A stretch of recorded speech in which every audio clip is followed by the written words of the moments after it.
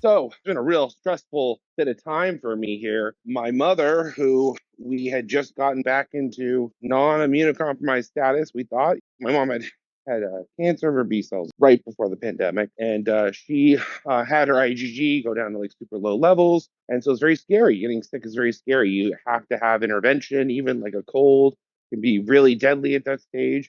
And it's a big community of people that work together on this. So I had shared a little while ago that her immunoglobulin stats had returned to normal levels, and we could correlate the data changes off of when she had received her Novavax.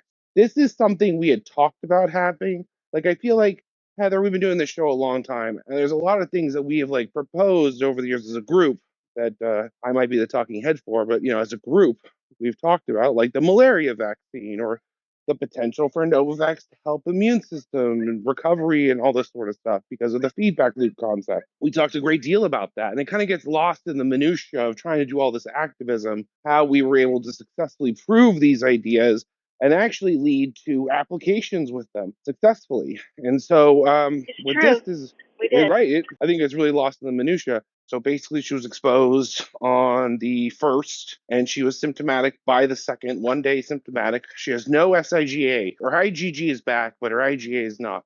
So she's going to get an infection if she's exposed and doesn't have time to use a nasal spray.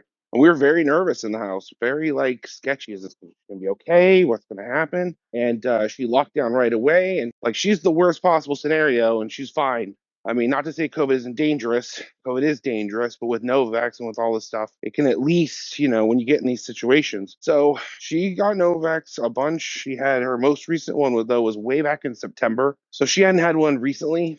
As we talk about the consistent long-term protection that's offered from this, she also used the No Wonder spray. She got the Bolt House smoothies, and she took Cold FX ginseng.